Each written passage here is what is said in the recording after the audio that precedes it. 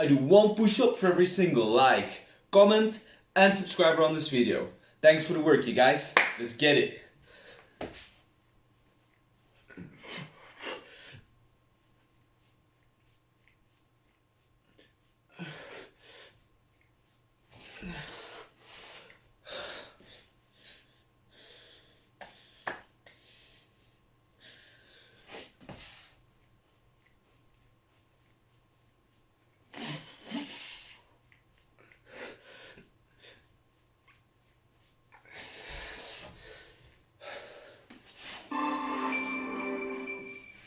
Hey, what's up? Dave here, and welcome to this module called Development System as part of week 6 of the Data Freelancer program on service delivery. So throughout this module, I am going to walk you through our entire development system that we currently use within Data Lumina to work on our data and AI projects. So this is the system that I have developed over the years to really streamline the development process, taking on multiple projects at the same time. And at the beginning of my freelance career, I noticed that I was constantly reinventing the wheel. So straight out of university, I had no experience with project management tools, project management philosophies. So every time I would start a project, I would kind of like, based on the kind of project that it was, I would set up a folder structure. Sometimes I would work in all notebooks, sometimes I would write Python code, and every time the structure and also the process would be different. And at some point, this caused a lot of issues, right? Because first of all, you have to reinvent the wheel every time, constantly thinking, how am I going to set things up properly? But then also, and this is more important, later when you want to reference old code from previous projects that you work on, it can quickly become a mess where you feel like, oh, what was this function and how did this notebook work? So to avoid all of that, I'm going to present this development system for you. So throughout this video, we are going to first talk about the system overview. So what's it all about, what can you expect, and what are the different elements within the system. Then we're going to talk about folder templates, which I'm also going to share with you that you can copy for your projects. Then I'm going to walk you through my entire VS Code setup to really maximize my productivity when writing Python code. So I use VS Code for that. We're going to go through the setup. Then I'm going to introduce you to a ClickUp workflow that we use for our project management workflows right now. And this is something I'm going to show you how to do it in ClickUp. I'm going to provide you with a template and also with some automations, but the general principles can be applied really in any project management tool. So if you're already familiar, let's say with either Jira or Trello, or you use Linear or some other kind of system, it will still work. And I just want to explain the thought process that we currently have in mind when we go about project management for our development projects. Then let's quickly talk about documentation. No one likes it, right? But we have to take care of our documentation as well, both internally for the project we're working on, but also externally to our clients. So we want to communicate sprint releases, release notes, updates, all of the things that we have to keep track of and want to communicate. So quickly touch upon documentation. And then I'm going to provide you with our internal new project SOP, so our new project standard operating procedure. So whenever we sign a new contract, we have a new deal, we kick off this new project SOP, which is a list of, I believe, 16 action items that you have to take in order to be fully ready for the project. And then we'll conclude with some action items for you to go through so you can start to develop and implement your own development system. So this is going to be an exciting one. Let's dive into the system overview. So let's start with the goal. Why would you want a development system like this? Why should you implement something like this as a data professional?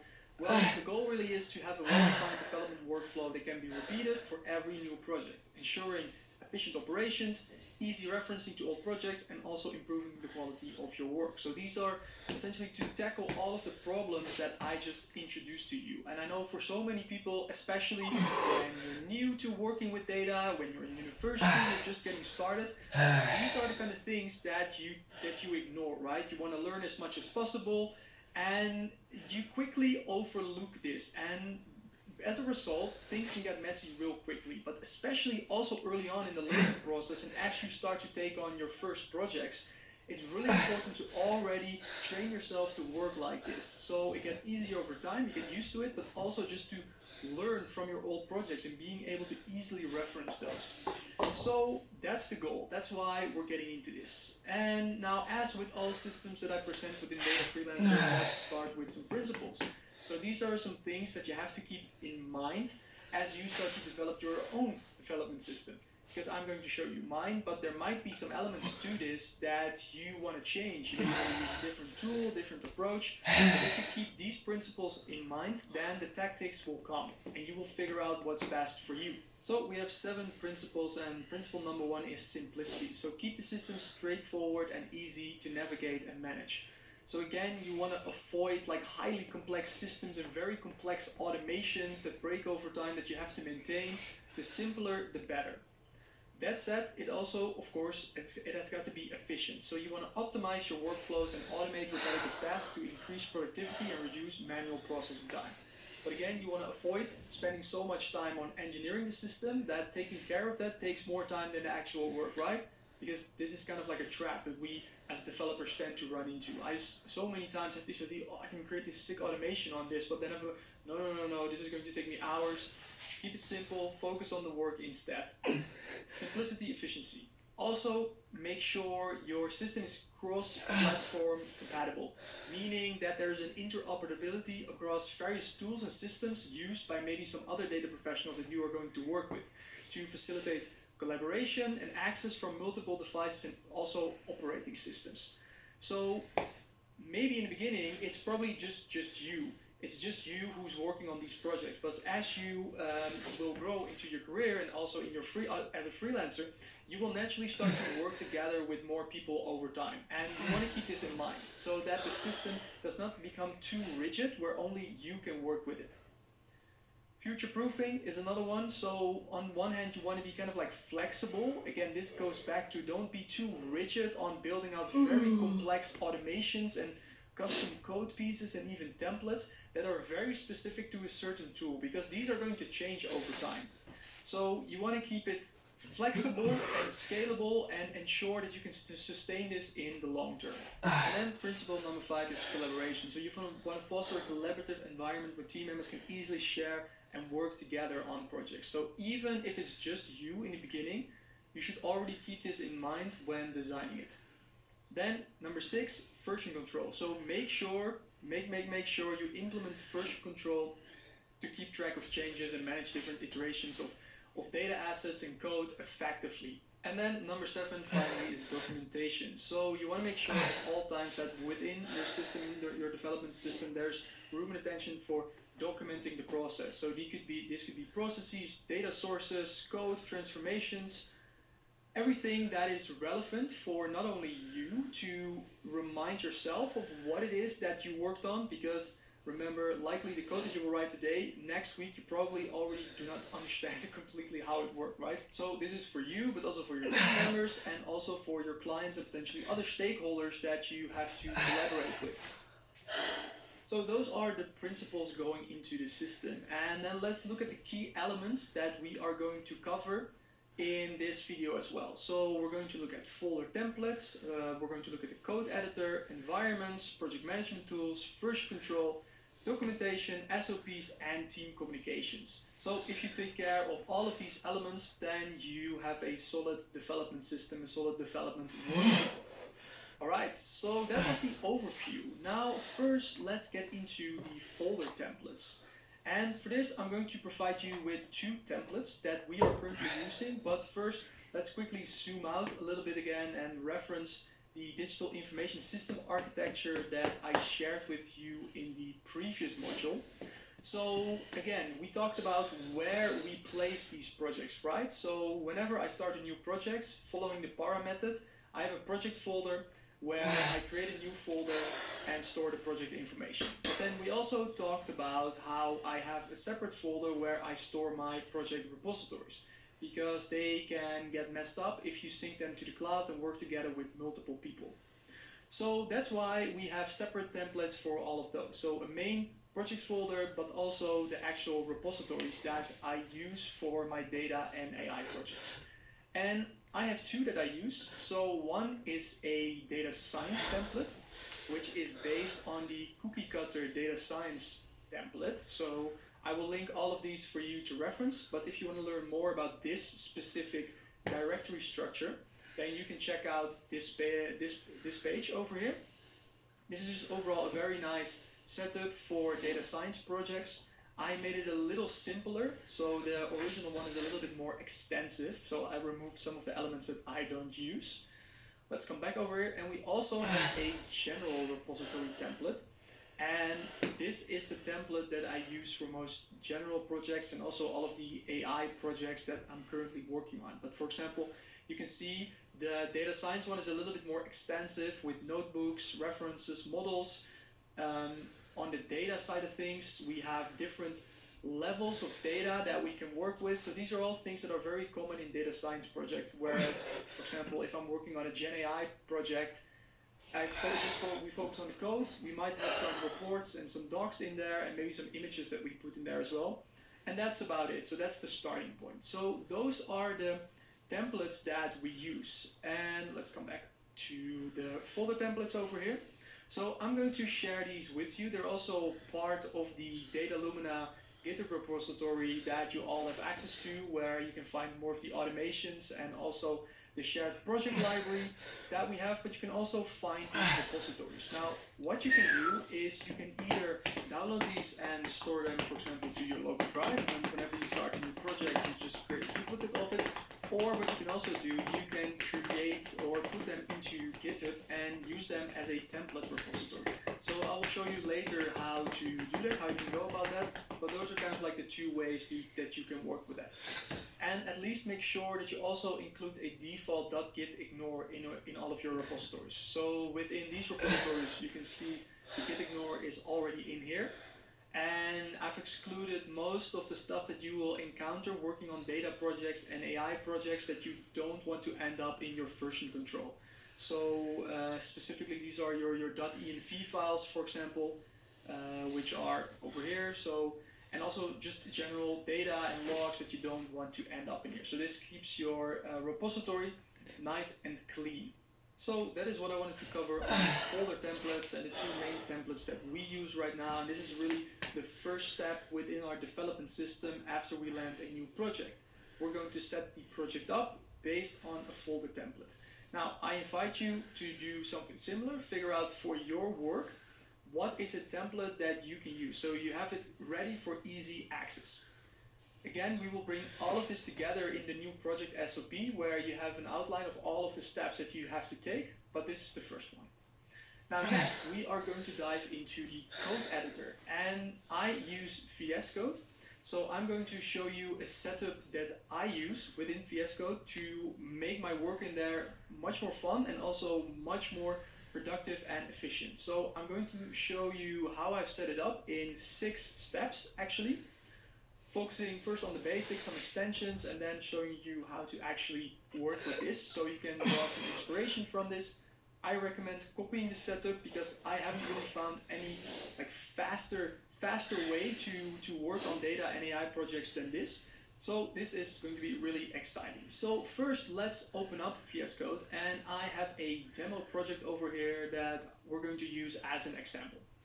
So the first thing that you want to do, so if you don't have VS Code already, I recommend to install it and give it a try. Just do a quick Google search for VS Code and you will find it. So step 1, setting up the workspace. So the first thing that you want to do is you want to create a new project on your local drive and then use a duplicate of the folder template. So you now know the folder templates, what they're about. So I'm going to show you, so I have the YouTube repositories over here, which I use for all of my YouTube projects. And in here we have a demo project. And here you can see that we've copied the data science project template that I just shared with you. So that is the first step, and that is how I would set up a project. I have a separate repositories folder that you can see that is on my Dropbox, on Data Lumina's Dropbox, but then in my private folder over here, where all the projects are that I'm working on for my clients. And this is a separate one that I use for YouTube and that I'm going to use for the demo. So you are going to create a folder, and then you are going to open up that folder. So let me show you if you are new to that. So you're going to open up that folder in VS Code. So you can go to File, then Open Folder, and then you should have that folder, that project within VS Code. Now, the next thing that you want to do is you want to save as a workspace. Now, I already did this, so it's already in here. So within the demo project folder, you then create a demo project.code-workspace. Now, automatically, the workspace project gets the same name as the folder, and this is what I would recommend, just for easy reference. So you can see in here, we have the workspace.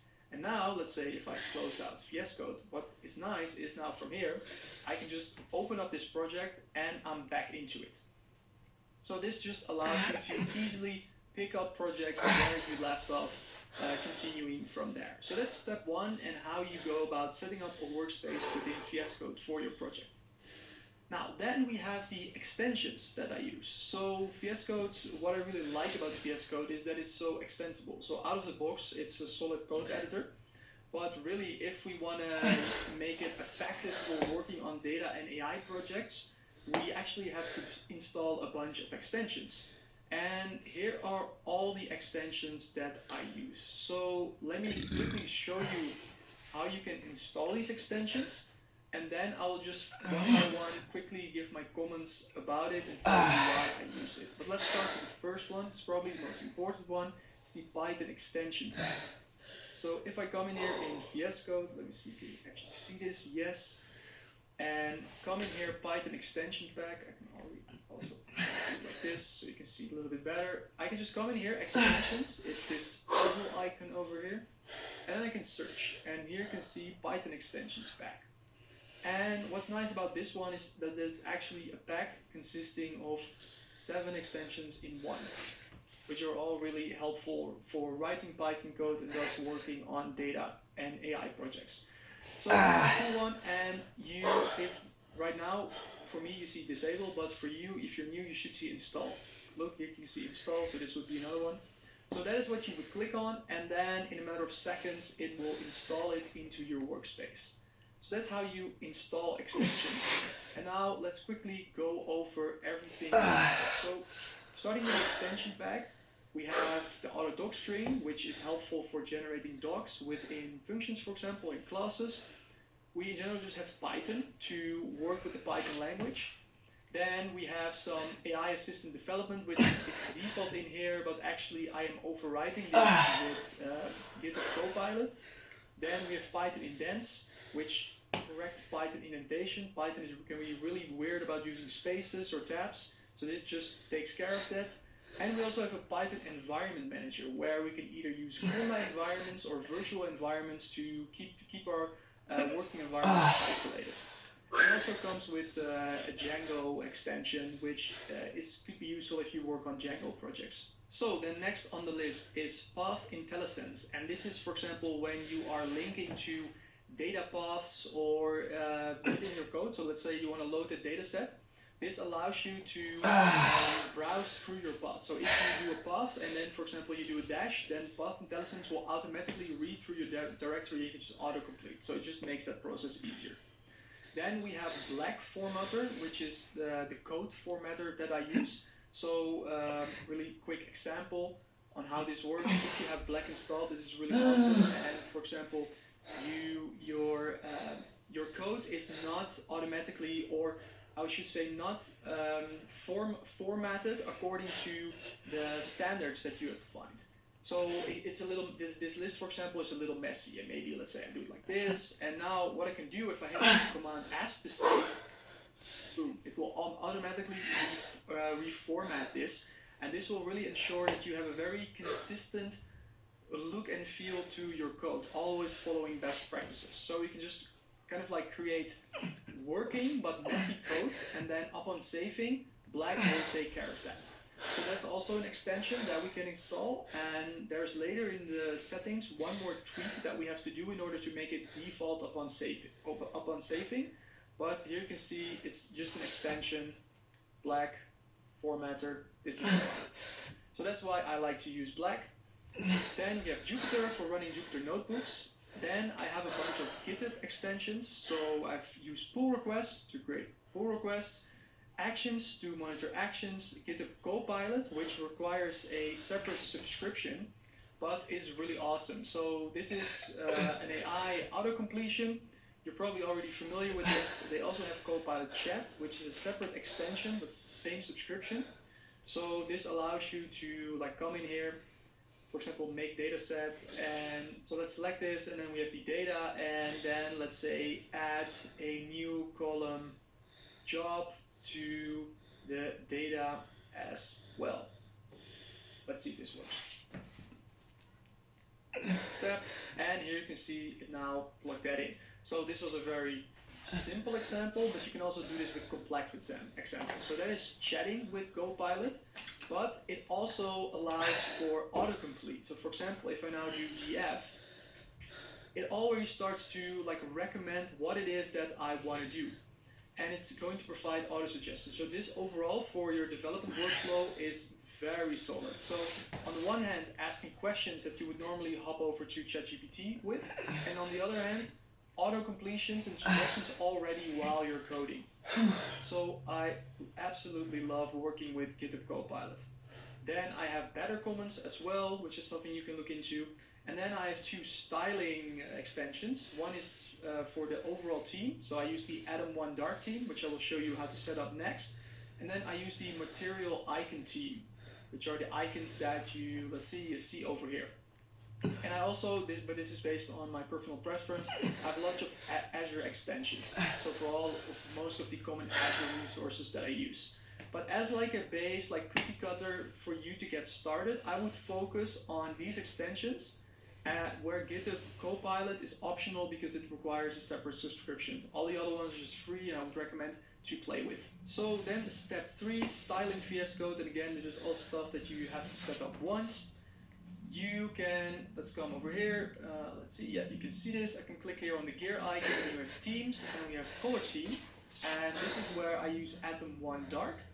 So that is the one that you're seeing right now, but you can select different ones based on your preferences. Also maybe browse other ones through the extensions.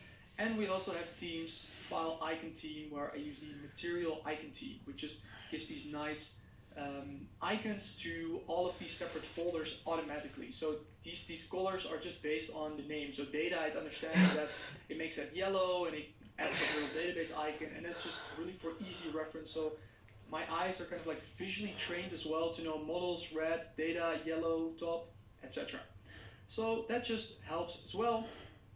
So that's styling. And then let's look at some settings where we are going to change 2 settings.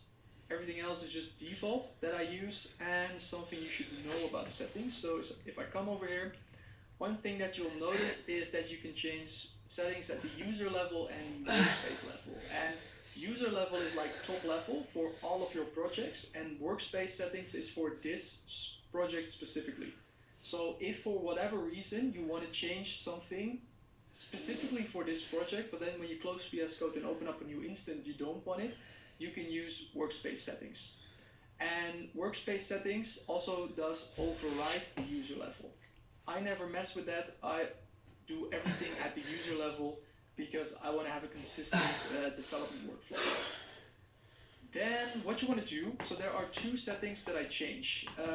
One is Jupyter Interactive Window. So if I come in here and say search for Jupyter Interactive Window, here you can see Jupyter Interactive Window Text Editor Execute Selection.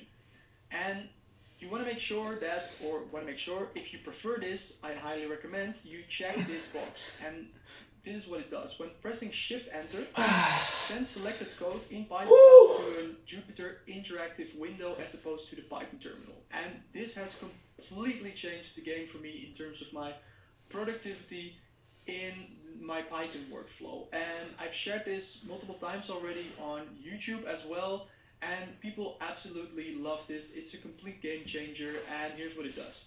I can just scroll essentially through the code, select certain lines, and then hit Shift Enter, and then an interactive session will open up similar to how you would work with a Jupyter notebook. So I can come in here and essentially execute the code line by line. But what makes it very effective is that I can come in here, for example, so this is all just keyboard, I don't touch the mouse. I can come in here and then, for example, hit Option, Shift, and right arrow to select only data, hit Shift, Enter, and I can just plot the data. Versus if I were to use a Jupyter notebook or send it to the terminal, if I wanted to see the outcome of the data, I would first have to do a print statement. So I would have to do print data, then run that. So this is of course not correct, it's not a variable, but you get what I'm saying. And also when you work with Jupyter notebooks, for example, you constantly, if I now, let's say, want to show what data actually is within this notebook, so I can come in here, let's say data, and I want to see what is data. Then I have to come in here, click B, and then add a column or a new row, and then run this again, and then, oh, this is the data, but now I actually don't need it anymore, so I can get rid of it. And it's just, it gets messy. And let's not save this.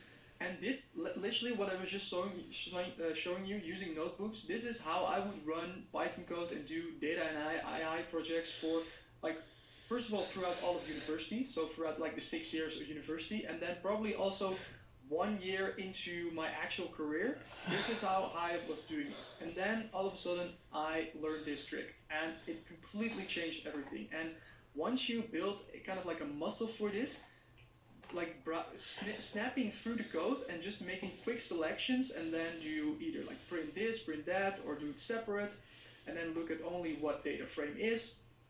This just changes everything. And really when you start to like build up your line by line code as well. So let's say we want to have only the H series. So let's see, okay, is this the right column? Yes, it's the right column. But now let's see, what if you only want H, the data where H is higher than 35? We can have a look at this. Okay, that looks good. And then we save it top level at like the whole row by just having our cursor on there.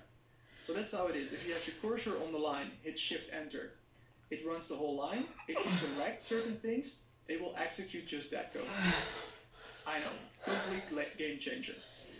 So that is the first setting that I change and always leave on. And the second one is, let's come back over here because it's kind of like annoying. You can also manually find it, but this is how we set the default formatter for the Python language to the black formatter. So you can come in here and copy this as well, or you can search for it, but I find this easier. Come in here, settings, search for this, and here you can see we have the default formatter, but then specifically for Python code. And here you see there is a bunch of stuff that you can pick from, but if you have the black extension installed, you should be able to select black formatter here. And again, this allows you to, if you, let's say, let's mess this up, here, it will just, I hit Command S and it just resets this. In the beginning, it can take some time to get a little used to this, because sometimes the code, it reformats, can look a little weird because it adheres to a certain like line length, but you get used to it, and over time it becomes so effortless to work with because all your code looks the same. And black is also the formatter that they're using at Facebook actually, or used to, maybe they switched, but this is also something that the big guys are doing. This is not something I invented, so that's why when I heard that, I was like, okay, this is also something that I want to do. And I've been using it for 2 years, I think already now, and haven't looked back. And you set it once, and then you can just forget about it, because it works for all your other projects as well. Okay, so those are some settings that I tweak within VS Code. And then I've already showed you how to do this. So within VS Code, you can also run notebooks similar to how you normally run notebooks. And you can run Python code using the interactive sessions. This is what I always do. One quick note on that, it doesn't work with async functions. So if you're working on, let's say, AI projects and you're building some apps where there's some async stuff in there, the interactive session does not really work like that. Or when you run servers, for example, when you want to run a Flask app or Fast API, that is where you would come in here and just hit run Python code, where you would send it to the terminal. Or you can see there it just sends it to the terminal. That's just something to keep in mind. Alright, so that's the part on setting up and managing VS Code. Those are all the tweaks that I have made. Then now let's get into the ClickUp workflow that I use. And now again, I use ClickUp to handle all our development tasks at Data Lumina. I suggest you follow my lead because I'll share templates and automations made just for this method. And by now you've already probably looked into ClickUp because I've shared it multiple times throughout the course. But if you prefer, you can set up a similar system with tools like Linear, which is also really awesome. I love Linear, but again, it's very isolated, only really solid for development. You can look at Trello, Jira, Todoist. All of those tools allow you to do something similar. And good to note, because I love Linear so much, what I've essentially did is I recreated the entire Linear process within ClickUp, also with all of the automations. So I'm following the Linear philosophy and best practices. So let's have a look actually at what a project within ClickUp looks like. Now, ClickUp is highly customizable. You can create lists, you can create boards, you can create timelines, you can do whatever, but at the basis, I like to work with a Kanban overview. So that's what you see over here, Kanban board setup. Now, this depends on personal preference, but overall, most software development, project management systems have some kind of like a Kanban board setup because it's just very visual for everyone in the team to just get an instant like bird's eye view, backlog, what's to do, what's in progress, what's in review, what's done. So those are also the categories that I use. So again, in ClickUp, you can design this completely how you want. You can have two statuses, two kind of like buckets where you can put things into, or you can have 100. I have no idea why you would use that much, but you can set it up the way you like. I have copied these from Linear. This is how they do it in Linear, and they tend to work really well for the work that we do. So keep it simple, focus on the essentials, and those are the kind of like statuses that we put into here. Now, these you can copy and recreate in other tools as well, but this is how we have set it up. Now, one thing to note, I'm going to share, scrolling down a little bit, I'm going to share our Data Lumina project template with you that we will use for our development projects. So if you use ClickUp and you follow this URL, you can create an instant copy of what you see here, even with the automations in there and also all of the tags that we can add. So that is something to keep in mind as I show you all of this. So we also have some feature labels. So let me come in here, and this is, for example, let's say I come in here, and here you have a label, and this is something you can add. So let's say we work on a new feature. We can first decide, like, what is it? Is this a bug that we're trying to fix? Is this an improvement? Is this documentation that we have to work on, a test, etc.? So this is kind of like the second category that we add to our feature. So they have a status, and they also have a label. And now let's talk about the ClickUp and GitHub integration. And this is where it gets really cool and where we can emulate some of the stuff that Linear out of the box almost does pretty well. So in order to do this, you have to follow two steps. So first you have to set up the integration, and then you can look at the automation. So let's have a quick look at this. And this is something I am not going to completely show you how to do right now, because all of the steps are here and it's pretty self-explanatory. Just read the documentation carefully, and it will show you how you can sync your ClickUp workspace with GitHub. So essentially, you'll end up with GitHub synchronization to your repositories and your organizations. Then next, what you need, coming back, you have to set up the initial automations. So that is another dog for you to go through. You should first set it up, then have the integration, and then you can set up automations. And that is something that I will show you how to do. They're also already in the ClickUp templates that I'm going to share with you. So the automations are in here, but I'm not sure what will happen if you clone the project first before setting up the integration. So you might have to do some manual things in here, but it's not complicated. One-time like setup.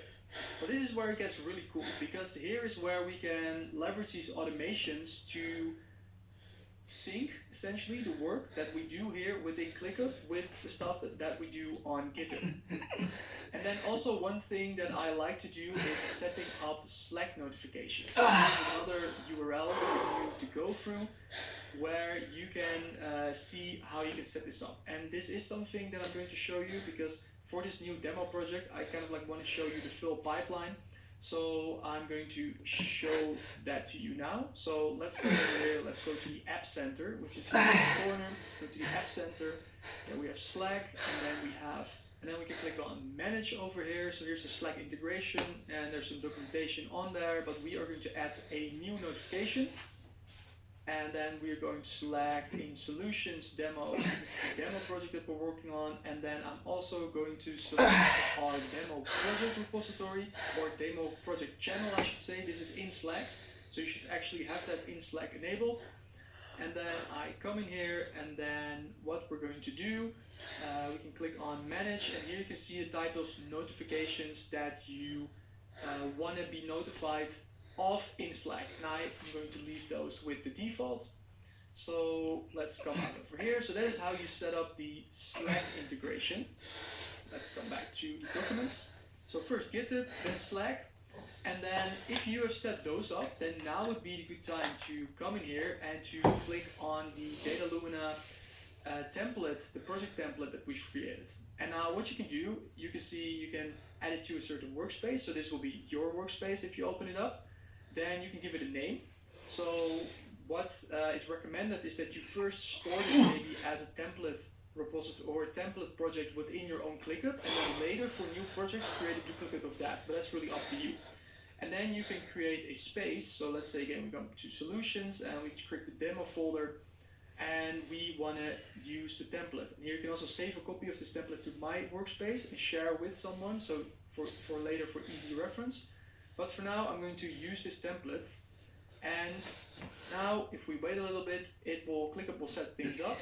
And there we go. And now here you can see that, let's see, we come over here.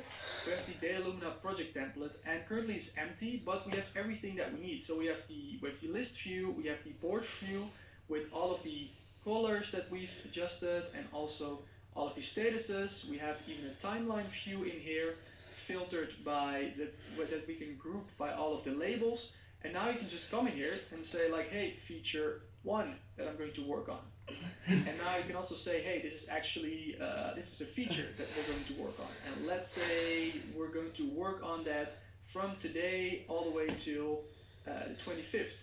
So let's say due date, so we have start date 22 to 25. Okay, now let's come in here. Timeline view. Look, we actually have the feature in here, which we now, if you for example move it to do or in progress, it will show up in here over time. It will have the color of the status, and it will be grouped by the actual label. And this is all stuff that you can customize, but this is what we use and what works really well for us right now. And ClickUp even has very advanced features where you, for example, get into a Gantt view. And you can also come here, let's say we have another feature, so feature 2, which is not in progress, that is under to do, and that is actually blocked by, let's see, feature 2, where is it? So that should be, then we plug that in. So let's say feature 2, we're going to work on that next week. But then there's a dependency over here, where first we have to complete feature 1 before we can work on feature 2. And that is reflected in a relationship where it's blocking. So feature 1 is actually blocking feature 2. So this is really where you can get into some advanced planning that might not be necessary for most development projects, but as you start to grow, you start to work together with more people, this is where you can emulate features that are also available in Jira, for example, and other popular software development tools and project management tools. So here you can, it also indicates that there is kind of like a dependency over here. So there's really a lot that you can do with ClickUp. It's a very powerful tool. But now let's show you one more thing about the automations. And then in a bit I can show you how we can bring all of these together. So I'm going back to my demo project where we already have some features in here. And if I now come over here to automations, these are the two automations that I like to set up. So when pull requests merge in GitHub, then status change. And what you want to do is you want to sync it to the repo. So through the integrations, you can give access to a certain set of repos. The demo project is in here. And here's kind of like the flow that I would like to follow. So it starts with a branch that is linked, and then we apply a status change. we change the status to in progress. So this is going to be really exciting. As you start to work on new features, they are going to automatically move forward within the Kanban board. And this is just so nice because as a developer, you just want to focus on the code, and ideally you want to minimize opening up other tools, right? So you don't want just a good day of coding, you're working on stuff, and then, oh shit, I have to do the admin, right? I have to keep track of everything, what did I worked on? That stuff is already in GitHub, right? So we just want to leverage that, and these are the two automations that we can use for that, and you can create a lot more here, be creative, but at the core, these work really well. So this is the one to move it to in progress whenever a branch is linked. And again, I will show this in a bit about how this works, also with the Slack notification, how everything comes together. And then also we have the pull request merge, which will put the status to done. And this is how we can move through the pipeline. So coming back to the document, we covered a lot actually already. Then one more step. So features, what kind of features do you put onto the board? How do you go about that? Well, after creating the project, so you want to fill in these initial features. And you can start by listing all the features here that you included in the proposal that you shared with your client, which you covered in the proposal formula in week 4. If you're working with a team, it's important to clearly describe each feature and also define a definition of done. So don't just come in here and say build feature 4 or build data pipeline, whatever. If it's just you and you understand what you mean with that feature, then that's of course okay. But nonetheless, it's good practice to get into the habit of being clear about this. So clearly describe what is this feature about and when is it done. So this is how you start with the features, and then you can just fill in as much details as possible, right? So maybe you can, for example, assign it to team members, you can assign the dates, maybe you can add other views to this, so maybe you can track even a workload, which is, I haven't even looked into that, activity, Gantt charts, timelines, calendars. So you can do very exciting stuff all here from within ClickUp. But now let's look at bringing everything together here and actually working on the features. So here's kind of like the action plan for that.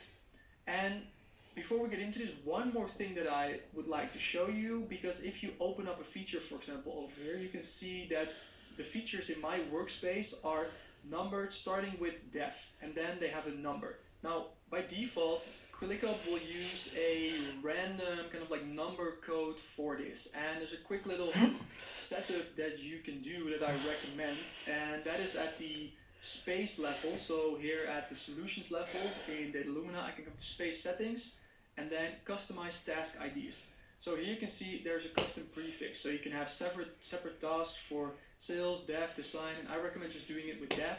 So it's just easier to refer to instead of having all of these random codes. Because we are going to use these to actually use as our feature branches, as our names, and also within PRs to sync all of this up. That is what the integration is for. So if we now open up our project and we make sure that the project is already linked to the repository, so we can come in here, for example, click on this. So we have the sync, so here we have the demo project.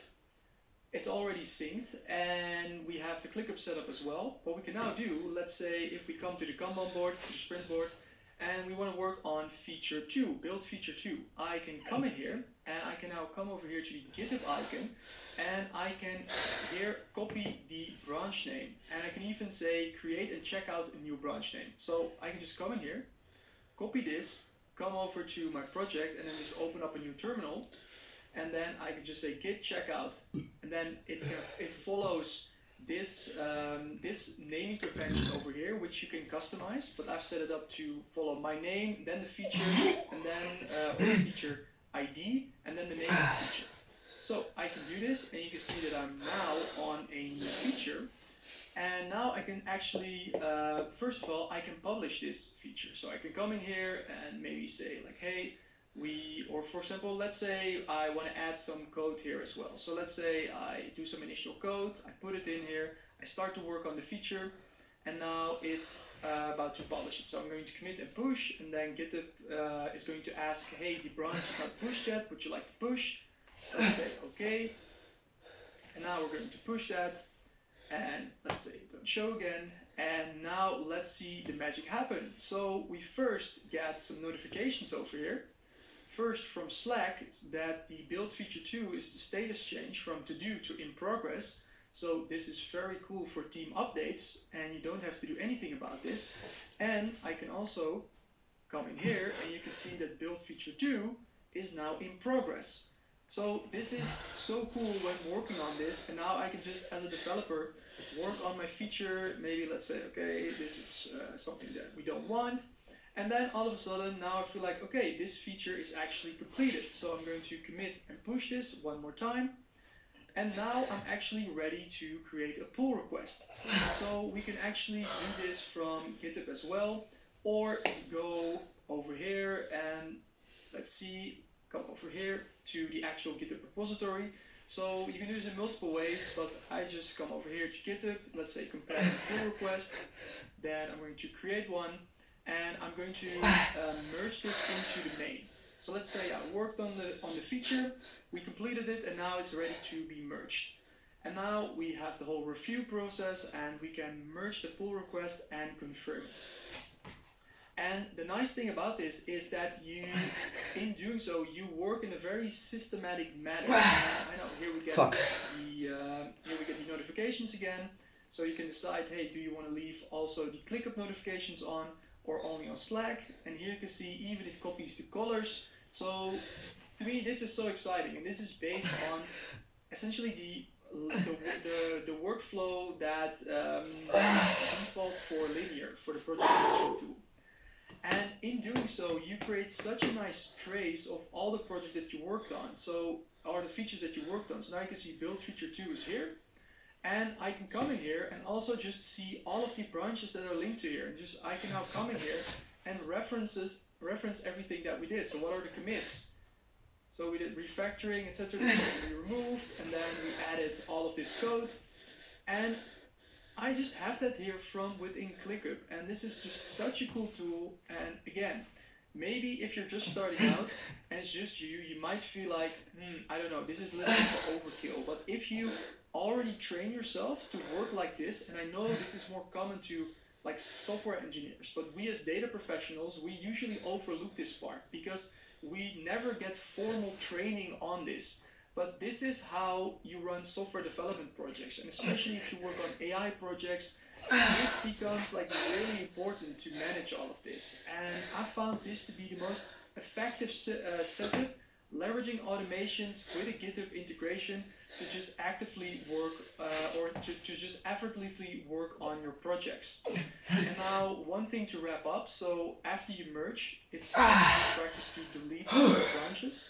So here you can just delete the branch, and then also here we can now come over here and just use GitHub or the GitHub extension to come in here.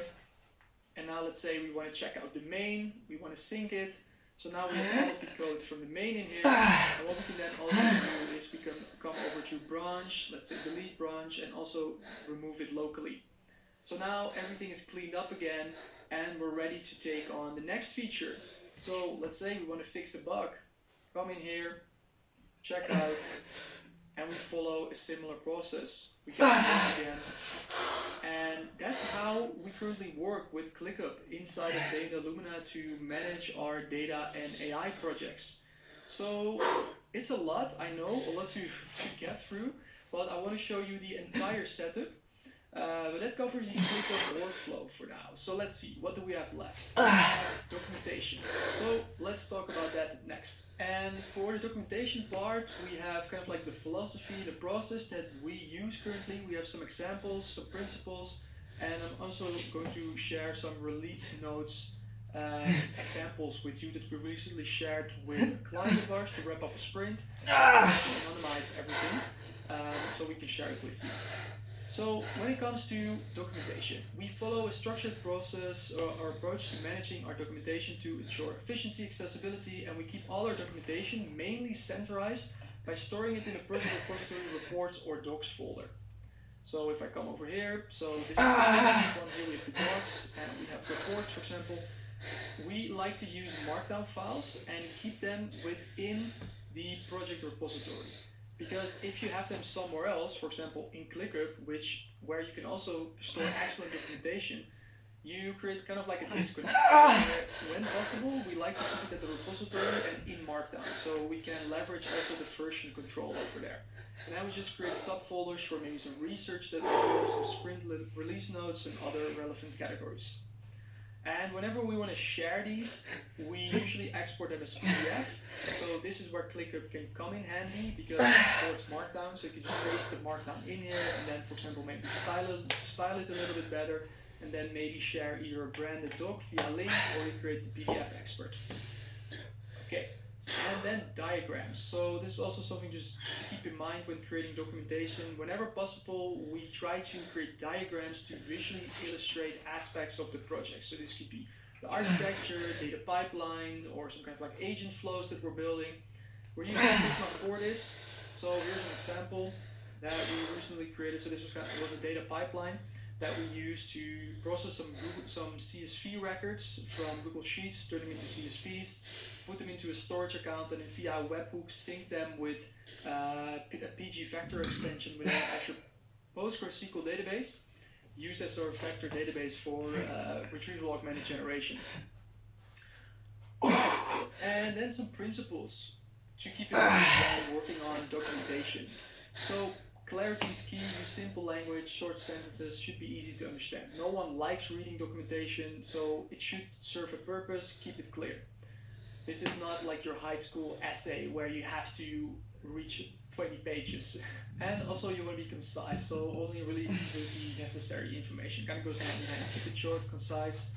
Then regular updates, so don't wait until the end of the project to start working on your documentation. And I'm working for this, still do sometimes to this day, but do as I say, not as I do. So of course you want to focus on regular updates, just keep things up to date, so it's not this like big task at the end. Use visuals, like I've said, to illustrate the process. So review and edit, also like if you're sharing stuff with clients, just do a quick review, use the spell checker, etc. And use templates for consistency. So have kind of like a general way that you write, for example, your sprint documentation or your release notes, and this just helps speed up the process and also shows you a sense of professionalism when you communicate with your clients. And leverage AI here. So AI is so good for this, because the thing is, with documentation, it doesn't matter if the client can sense that this is all AI generated. Because the thing is, if it just has to be clear. So you could just very well come into here and just plug it into ChatGPT and ask, or into ClickUp and just say, write documentation about this. So this is what we do, works really well. And then some example release notes. So you can refer to these notes from a recent sprint that we worked on. If you work with sprints, this is a format that is very effectively at communicating the progress and outcomes to the team and stakeholders, but you can adjust the structure to fit your project needs and development cycles. So how you document depends on how you structure your projects, also the projects that you work on and what clients want. But as a general rule of thumb, you can look at this. So here's, like I've said, a recent project. We start with an introduction. Then these were the features that we're going to work on, and then for every feature we just have some simple explanations of what it is that we worked on, and then along the way we found some bug fixes and also some updates that we also improved that were not part of really the scope of the sprint in terms of features, but we encountered them along the way. So you can use this as an example, and then let me see, I'm not sure if this actually works, but this is then how you do it. So for example, you come in here, reports, new file, and let's say you have like sprint3.md, you come in here and then, okay, so it's not Markdown compatible right now, but here you get the point. So that is how we go about the technical documentation for the projects that we work on. Now for some projects we also do dedicated PowerPoint presentations, Tristan is in charge of, but that's out of the scope for this video. This is more related to the technical docs that you use to keep everyone on the same page internally, both yourself to understand the code and communicate to your clients. Okay. I know we've covered a lot. This is the last section that we are going to cover in this video, and that is the new project SOP. And this is essentially all kind of like a summary of what we've been working on, and this is what we currently use at Data Lumina. So this is the exact like process that I go through whenever we start with a new project to make sure we check off all the boxes and we have everything in place. So it includes everything that we covered within this video. There are some little additional things that you can do. So for example, we have storing API keys and other credentials, let's say in one password, and setting them maybe up in your .env files in your project actually. So coming in here, I'm not sure if it's in here, the env file. Okay, so it's not in here. So maybe you want to have some API credentials, you want to plug them in here. So API is etc. So that is stuff that is also in here in like the setup. And I also use one password to safely store all of that information and also maybe share it with other team members. And as part of this process, we usually also create a virtual environment for our Python environment. So I always use Conda, but you can also use virtual env. So this is kind of like up to you. But the goal is to show you this project SOP, which you can duplicate and create a copy of, top right corner over here. But you want to update this ideally to fit your exact workflow. So that's kind of like the goal of showing you this. So this is our entire setup, and now after going through this video and after seeing all of this, learning all of this, to wrap this up, here are kind of like the action items for you to get started with. So you should brainstorm and design your own development system based on the lessons shared in this module. So look at the work that you do. So whether that's data engineering, data science, AI, analytics, a combination of all of that, software engineering, you should figure out what kind of templates, what kind of environments, what kind of languages do you work with, what kind of formatters do I need, and think about that. And then you want to pick a project management tool if you don't already have one, ideally with a Kanban board. Again, I recommend ClickUp, but you can use whatever. Then you want to update the new project SOP that I just shared with you for your development workflow. And then you want to test the whole system with a demo project, ensuring all instructions in the SOPs, the integrations, and the automations work. So that's why we have the demo project, not only to show this to you and explain how it works, but also to test things. I'm constantly trying out new things within ClickUp, seeing if they make sense for our development workflow. And this is just kind of like our sandbox, our playground. So those are the 4 action items that you now have to work through to set. Today, note recording. If you enjoyed this tutorial, please give this video a like and subscribe to the channel. See you next time.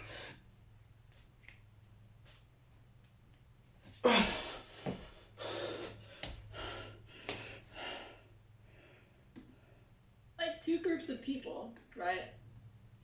There's people on one side who don't like PoE 2 because it's not PoE 1 and it's way slower. And then the other side, which is the side I'm on, I don't like it because it fucking sucks. Interesting though, because I think that is one of the things with the Huntress, I think that's been really interesting, is that, and this is maybe going to sound a bit bad, but it's like most of the time when I'm watching a streamer playing the Huntress, they're playing it not as I would play. Judge me, Jonathan. You can say, tell me okay, that I suck, Jonathan. you can say I wanna hear wrong. it. You can say that. You can be like, most of the time I watch streamers play the Hunters, they're playing it wrong. But the thing is, at the end of the day though, it's like, okay, people, if people aren't like playing in a way that I expect, it's because we haven't communicated the way we want people to play it, or people have tried it and have not enjoyed it and that kind of stuff, right? So at the end of the day, it's always on us still. But then obviously there are people who are like, I find parrying awkward, I don't like, this is over a thing. And then for those people, who would ever want to do this? So if it had been launched in that same ever. quite a reaction from that Weakest thing in the world. Of course, there's like many other things that people are unhappy about as well with their kind of work. But like that, in terms of that particular like class reaction, I think it would have changed things quite well. Yeah. You mentioned parrying, and as someone who has about 60-ish hours on the Huntress, currently tier 15 maps, I haven't parried since I was like level 10. Is that a good thing or a bad thing? Base. To hear that a player just completely disregarded maybe Even the core casuals, element, guys. a core element of the class for you. I mean, it's not necessarily a bad thing, I suppose, but it is something that I think that it was a blind spot for me. Have you ever thought about streaming your own gameplay? Would you ever like open up the almost? Could you ever show us how to play a huntress? Yeah, like just like I see that question so much from the community. Like, well, how do you play it then? And I think it would do well. This thought crossed my mind actually in the last week, I must admit. Yeah. And I kind of realized, I think what I'll do next time when we play, like between the week where we announce, like do our live stream and announce the class, and the time when we actually, like have the release, I think I actually might do some development streams and just like sort of show people. That'd be cool. It's interesting because, I mean, like I guess there's no real reason I shouldn't do that. Like, probably. I mean, you're going to get criticized, of course, but like, you're going to do that regardless of if you stream or not. Well, when the internet is screaming, how do you like cut the noise and figure out exactly what is actually at fault?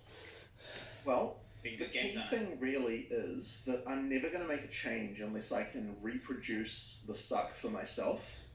We made a bunch of people who thought, and maybe this is going to come out slightly wrong, but like they thought they knew how to play the game, feel like that they suck now, and that is a bad feeling. Well, they learn gaslight. Right? You said you were developing this whole thing of the most egregious ability. You know everything, including campaign. I would say were like okay. I think that any change can do this, right? It's like if you've got a thing. I ended up getting good, and I ascended, and I got the power that I wanted from that.